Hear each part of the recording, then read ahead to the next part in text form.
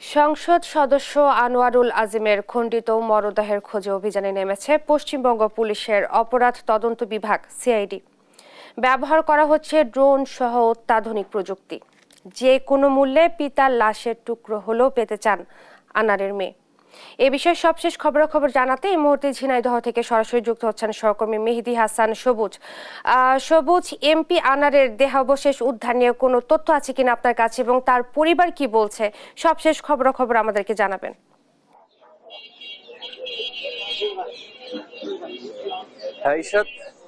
আসলে এমপি আনারের দেহাবশেষ পাওয়ার বিষয়ে যে শঙ্কা দেখা দিয়েছে, সেই শঙ্কা কিন্তু ইতিমধ্যেই কালীগঞ্জে তার পরিবার সহ নেতাকর্মীদের মাঝে কিন্তু এর শঙ্কা ইতিমধ্যেই পরিলক্ষিত হয়েছে। সব থেকে বড় কথা যে মৃত্যুর আর 4 দিন, মৃত্যুর খবর রাত 4 দিন হবার পরেও কিন্তু এখন পর্যন্ত কিন্তু দেহাবশেষের সামান্য একটি অংশ খুঁজে পাওয়া যায়নি। যতই সময় গড়াচ্ছে ততই কিন্তু আসলে নেতাকর্মীদের ভিতরে এবং পরিবারের লোকের ভিতরে হতাশার জায়গাটা কিন্তু বাড়ছে। এই মুহূর্তে আমি দাঁড়িয়ে আছি এমপি আজিমের যে বাড়ি, সেই বাড়ির সামনে। এখানে আসলে অবস্থান একটি কর্মসূচি আমরা দেখতে পাচ্ছি। এখানকার স্থানীয় নেতাকর্মী সহ উপজেলা যারা নেতাকর্মীগুলো আছে, সবাই আসলে এমপি আজিমের কে নৃশংসভাবে হত্যার সুষ্ঠু বিচার ও পরিকল্পনাকারীদের ফাঁসি চেয়ে কিন্তু তারা অবস্থান কর্মসূচি পালন করছে। আমি যদি একটু কথা বলি এই স্থানীয় একজন নেতার সাথে, আমরা একটু কথা বলতে চাই। এই যে অবস্থান কর্মসূচি আপনাদের এখন চলছে, আসলে এটা কি কেন করছেন, কি কারণে করছেন, এবং পরবর্তীতে আর কোনো কর্মসূচি আছে কিনা? আসলে ওইভাবে আনুষ্ঠানিক অবস্থান কর্মসূচি এটা না, এটা পথচারীরা, দিনমজুর, খেটে খাওয়া মানুষরা আসলে এটা সহ্য করতে পারছে না। মানুষ ব্যানারটা হাতে করেই নিয়ে বেড়াচ্ছে। আমরা নেতৃবৃন্দ এখানে বসে আছে, আমাদের সামনে এসে এটা ধরে বলছে আমরা একটু অবস্থান করবো, অবস্থান কর্মসূচি। আমরা সেটাই করছি। ধন্যবাদ। ইরশাদ, যেমনটি শুনছিলেন যে আসলে এখানে কিন্তু আনুষ্ঠানিক কোনো কর্মসূচি এটি নয়। ব্যানার বা প্লেকার্ড যে আছে, এমপি আজিমের আসলে মৃতদেহের সন্ধান এবং খুনিদের দৃষ্টান্তমূলক শাস্তির দাবিতে কিন্তু পথচারীরাই কিন্তু এসে কিন্তু ব্যানার হাতে করে দাঁড়িয়ে পড়ছে এমপি আজিমের বাড়ির সামনে। এই ছিল ঝিনাইদহ থেকে সর্বশেষ পরিস্থিতি। ইরশাদ। ধন্যবাদ। এমপি আনারের দেহাবশেষ উদ্ধার অভিযান নিয়ে বলছিলেন সহকর্মী মেহেদী হাসান সবুজ। ঘূর্ণিঝড় রেমাল নিয়ে চট্টগ্রামের উপকূলীয় এলাকায় সচেতনতা কার্যক্রম চালাচ্ছে কোস্টগার্ড। এ নিয়ে বিস্তারিত জানাতে সরাসরি যুক্ত হচ্ছেন সহকর্মী একেএম নাজিম। নাজিম, সবশেষ কি তথ্য রয়েছে আপনার কাছে, আমাদেরকে বিস্তারিত জানাবেন।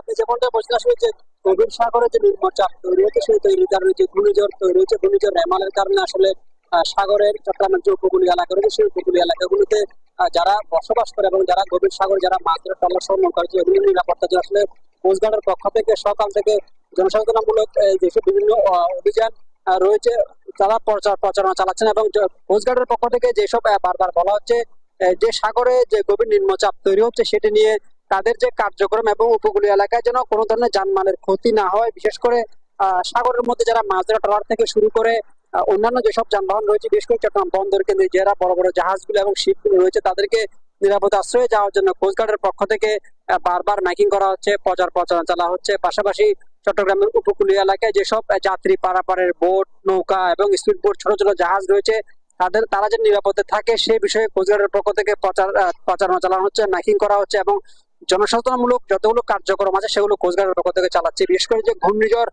যেটি আসবে, সেটি বলা হচ্ছে যে খুব বাতাসের গতিবেগ অনেক বেশি থাকবে এবং সেটি নিয়ে অনেক ক্ষয়ক্ষতি হতে পারে। কারণ ইতিমধ্যে কক্সবাজার সহ বাংলাদেশের বিভিন্ন উপকূলীয় এলাকাগুলোতে ঘূর্ণিঝড়ের যে সামান্য প্রভাব, সেটা আমরা বিভিন্ন মাধ্যমে জানতে পারছি। সেই জন্য আসলে কোস্টগার্ডের পূর্বজনের পক্ষ থেকে তাদের যে অভিযান সেটি তারা চালাচ্ছেন। এবং চট্টগ্রামের উপকূলে যেসব এলাকা রয়েছে, বিশেষ করে পতেঙ্গা, চট্টগ্রামের লিং রোড, আনোয়ারা সহ যেসব উপকূলীয় এলাকা রয়েছে, সেগুলোতে আসলে কোস্টগার্ডের এই অভিযানগুলো চালাচ্ছে কোস্টগার্ডের কর্মকর্তারা। পাশাপাশি সাগরে যে নিম্নচাপ তৈরি, সেটার জন্য বন্দরের আশেপাশে ছোট ছোট জাহাজ থেকে শুরু করে যারা উপকূলীয় উপর নির্ভর বা সাগরে যারা সবসময় থাকে, তাদেরকে নিরাপদ আশ্রয়ে যাওয়ার জন্য কোস্টগার্ডের পক্ষ থেকে কাজ করা হচ্ছে। এবং ঘূর্ণিঝড় আসলে বা এই ঘূর্ণিঝড় শুরু হলে যে ধরনের ক্ষয়ক্ষতি হবে, সেই ক্ষয়ক্ষতি থেকে বাঁচানোর জন্য এবং ক্ষয়ক্ষতি থেকে যারা সাগরে থাকে তাদেরকে উদ্ধারের জন্য কোস্টগার্ডের যেসব কার্যক্রম দরকার তারা সেটি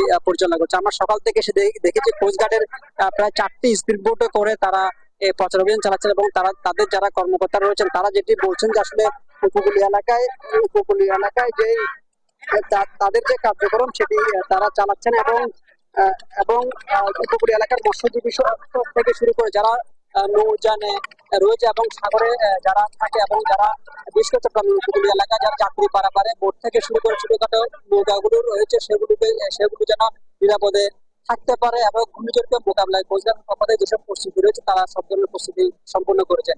এই ছিল আমার কাছ থেকে সর্বশেষ। নাজিম, আপনাকে ধন্যবাদ। চট্টগ্রামে ঘূর্ণিঝড় রেমালকে ঘিরে সচেতনতা কার্যক্রম নিয়ে বলছিলেন সহকর্মী AK-M নাজিম। বঙ্গোপসাগরে সৃষ্ট নিম্নচাপটি দুপুর নাগাদ ঘূর্ণিঝড়ের রূপ নিতে পারে বলছে আবহাওয়া অফিস। এটি প্রবল ঘূর্ণিঝড়ের রূপ নিয়ে দেশের দক্ষিণ পশ্চিম উপকূলে রোববার সন্ধ্যায় আঘাত হানতে পারে। এই মুহূর্তে আগারগাঁও আবহাওয়া অফিস এলাকা থেকে সরাসরি যুক্ত হচ্ছেন সহকর্মী কায়েস রাহাত। চলে যাচ্ছি রাহাতের কাছে। রাহাত, ঘূর্ণিঝড় রেমাল কখন নাগাদ আঘাত হানতে পারে এবং আবহাওয়া পূর্বাভাস কি বলছে? সবশেষ খবরাখবর জানাবেন।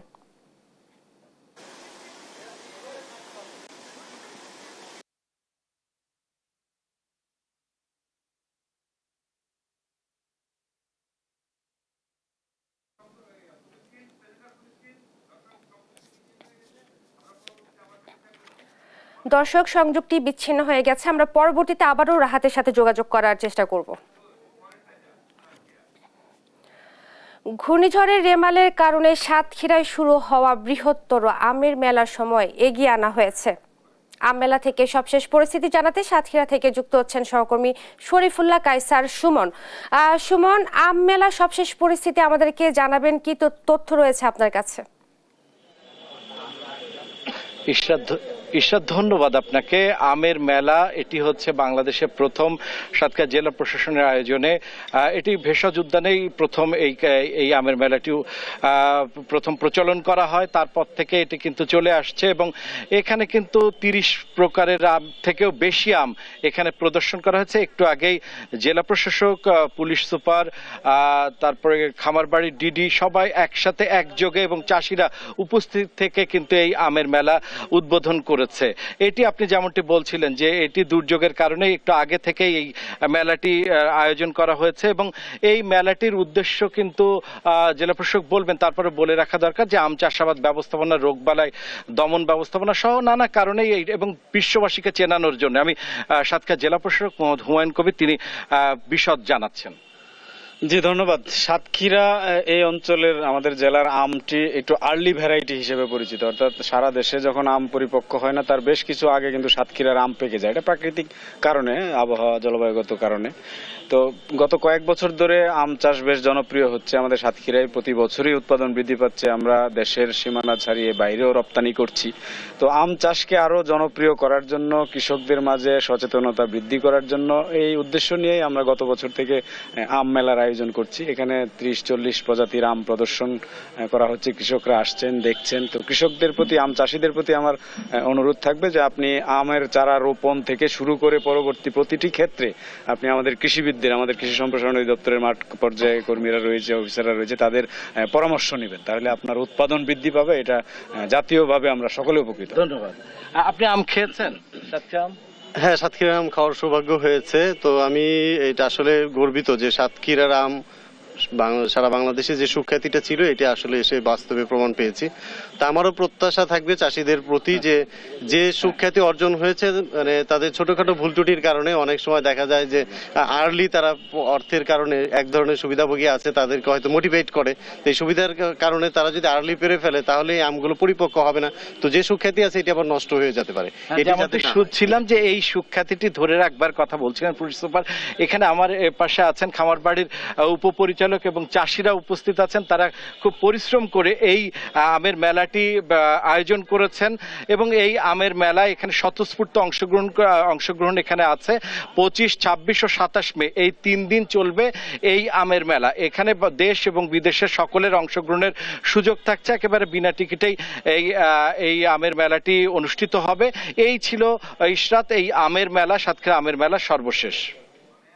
সুমন, আপনাকে ধন্যবাদ। সাতক্ষীরা থেকে আম মেলার খবর জানাচ্ছিলেন সহকর্মী শরীফুল্লাহ কায়সার সুমন। শেষ সময়ে জমে উঠেছে তৃতীয় ধাপের উপজেলা নির্বাচনের প্রচারণা। সবশেষ খবর জানাতে রংপুর থেকে রফিকুল ইসলাম ও কুমিল্লা থেকে যুক্ত হচ্ছেন সহকর্মী সুমন কবির। প্রথমেই যাচ্ছি রফিকুলের কাছে। রফিকুল, কেমন চলছে নির্বাচনের প্রচারণা? কি বলছেন প্রার্থী এবং ভোটাররা?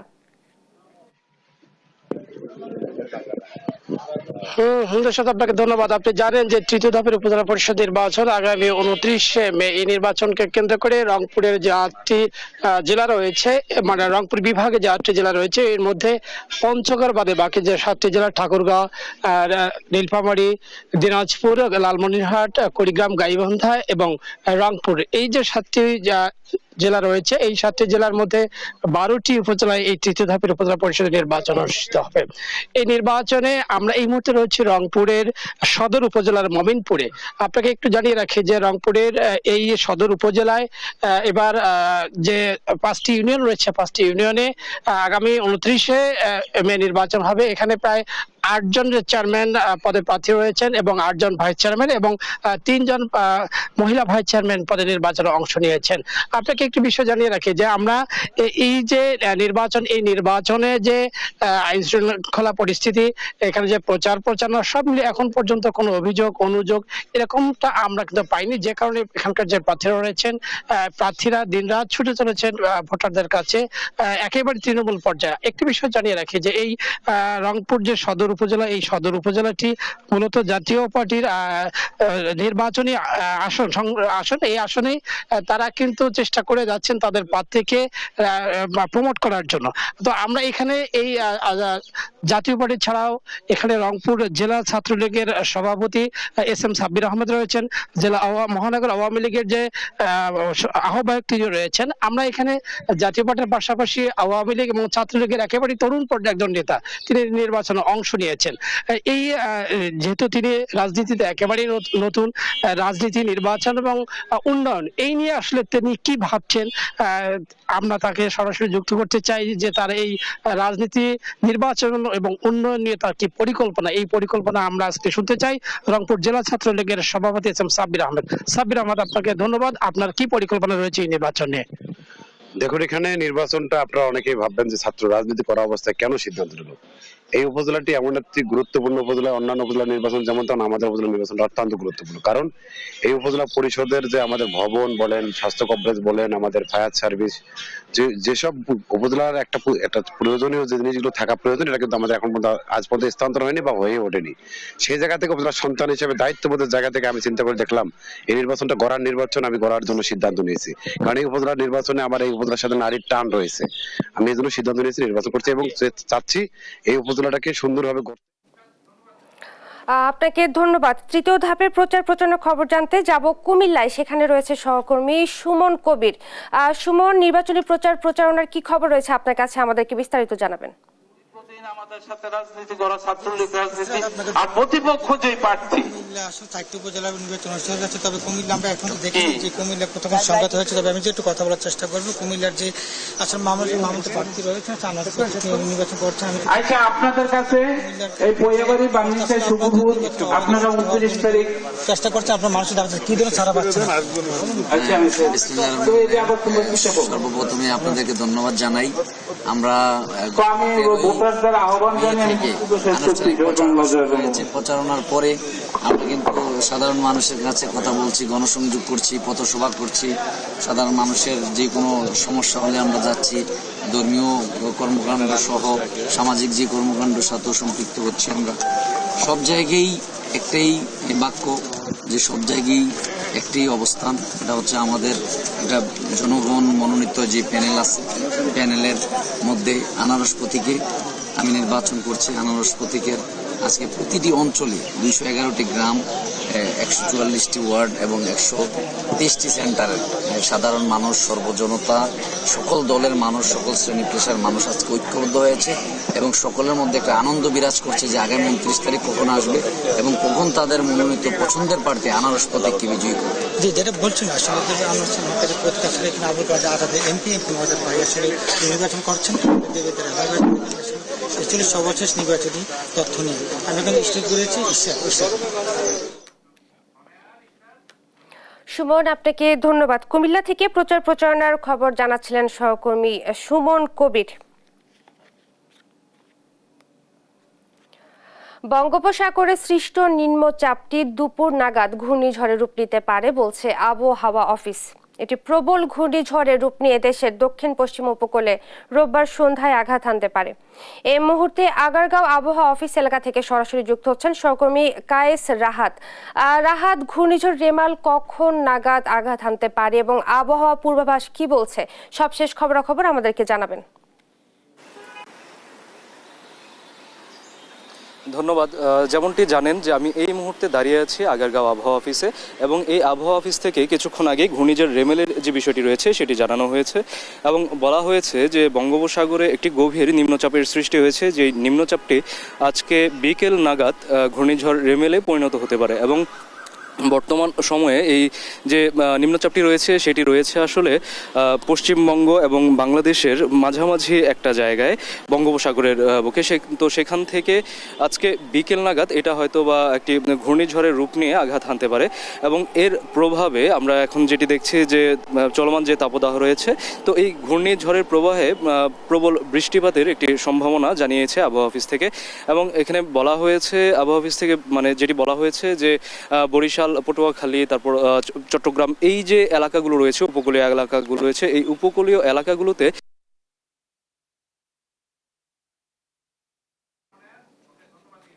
রাহাত, আপনাকে ধন্যবাদ। ঘূর্ণিঝড় রেমালের আঘাত নিয়ে বলছিলেন সহকর্মী রাহাত। কোরবানি ঈদকে সামনে রেখে ভিড় বাড়ছে পশুর হাটে। খবর জানাতে জয়পুরহাট থেকে যুক্ত হচ্ছেন সহকর্মী রেজাউল করিম রেজা। রেজা, কেমন দেখছেন পশুর হাটের পরিস্থিতি এবং কি বলছেন ক্রেতা বিক্রেতারা, আমাদেরকে জানাবেন।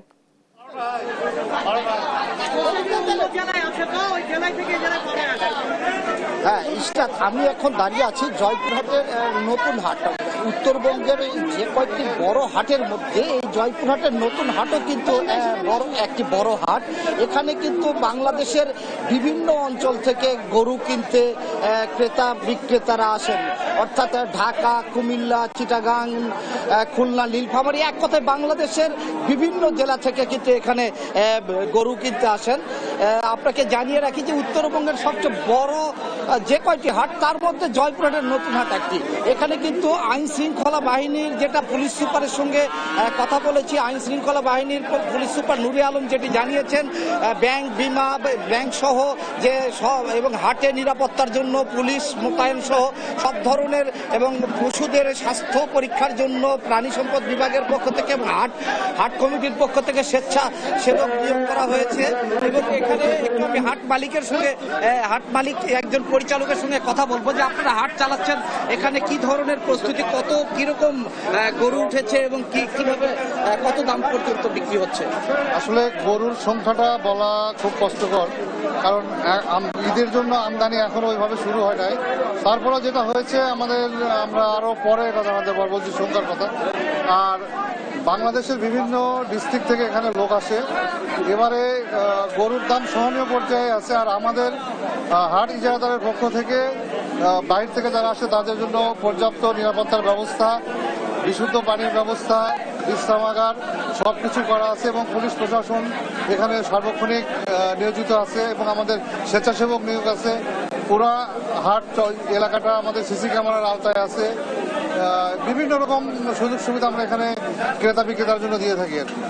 ধন্যবাদ। আমি আর একটা বিষয় জানিয়ে রাখি যে মানে এই ঈদ যত, কুরবানি ঈদ যত ঘনিয়ে আসবে তত কিন্তু আমাদের মানে ক্রেতা বিক্রেতা বেশি হবে এবং দেশের বিভিন্ন অঞ্চল থেকে কিন্তু গরু কিনতে আসবে। আপনি একটু দেখুন যে এখানে কিন্তু সব ধরনের গরু, প্রায় 4 থেকে 5 হাজার গরু প্রত্যেক হাটে কিন্তু এখানে গরু কেনা বেচা হয়। এই ছিল আমার জয়পুরহাট থেকে গরুর হাট। রেজা, আপনাকে ধন্যবাদ। পশুর হাটের পরিস্থিতি নিয়ে বলছিলেন সহকর্মী রেজাউল করিম রেজা। এই ছিল এখনকার দেশ জনপদ লাইভ। পরের বুলেটিন দেখার আমন্ত্রণ রইল। ধন্যবাদ।